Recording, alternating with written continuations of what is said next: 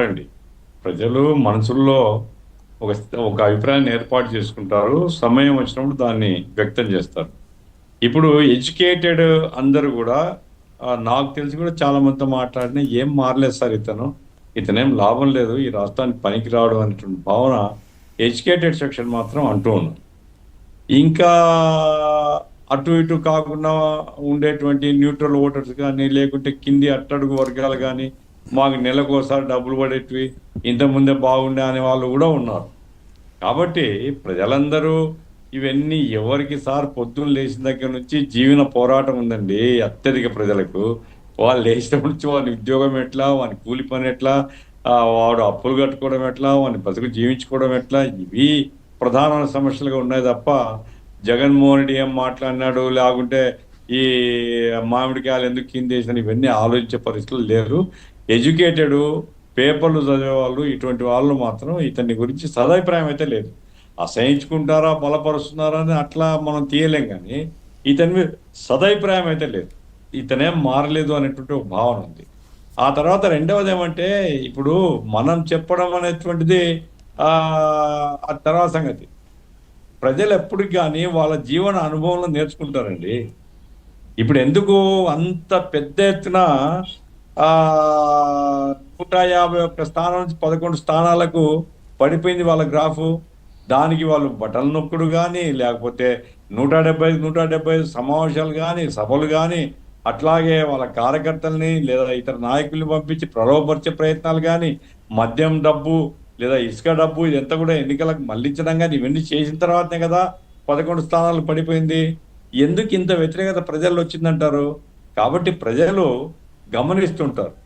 ఇప్పుడు ఆధిపత్య ధోరణి, భావజాలమే కాదు, ఆధిపత్య ధోరణి, దౌర్జన్యాలు ప్రజల మీద, ప్రజల సొమ్మును లాక్కోవడాలు, పోలీస్ స్టేషన్లో కేసులు పెట్టాలి లేదా వాళ్ళు నిర్ణయం చేయడం, అట్లాగే పంచాయతీల పేర్లతో దౌర్జన్యం చేయడం, అవినీతి ఎక్కడ చూసినా విచ్చలవిడిగా ప్రజాధనం కొల్లగొట్టడం, ప్రజల ఆస్తులు కొల్లగొట్టడం, ప్రభుత్వ భూములు కాజేయడం, ఆ పంచాయతీల పేర్లతో ప్రజల్ని వేధించడం, తమ పార్టీ వాడు కాకుండా ఉండేటువంటి వాళ్ళందరినీ కూడా చిత్రహింసలు చేసేటువంటి పద్ధతిలో అనుసరించడం, ఇవన్నీ ఆచరణలో చూసినటువంటి ప్రజలు వీళ్ళు పనికిరారు, వీళ్ళకు మనం గుణపాఠం చెప్పాలా అని నిర్ణయానికి వచ్చినారు, వేసినారు.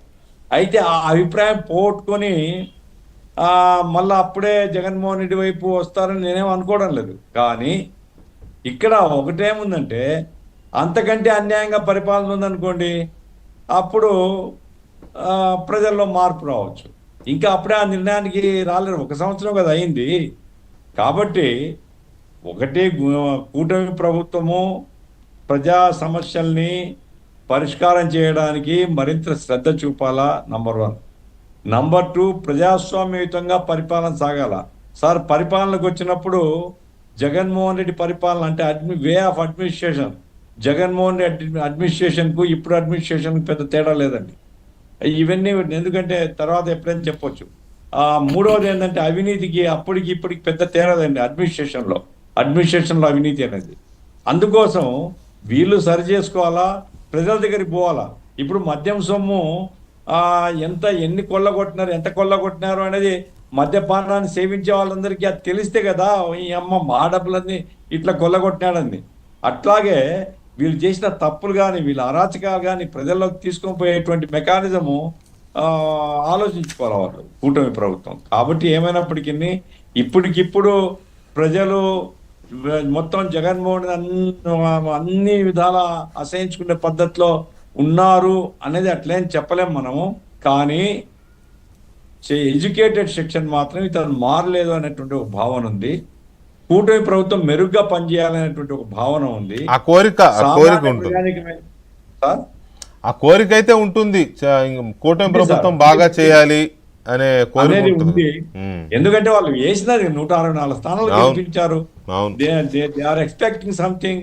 ఆ పద్ధతిలో ప్రజలకు అందుబాటులో ఉండి ప్రజా సమస్యల మీద శ్రద్ధ పెడితే అది ఉపయోగకరంగా ఉంటుంది. రాబోయే కాలం చూడాలి మనం, జడ్జ్ చేయలేం మనం, రాబోయే కాలం చూడాలి. అయితే ఇక్కడ 2 కీలకమైన అంశాలు. ఒక మూకుమ్మడి దాడి జరుగుతోంది మీడియా పైన.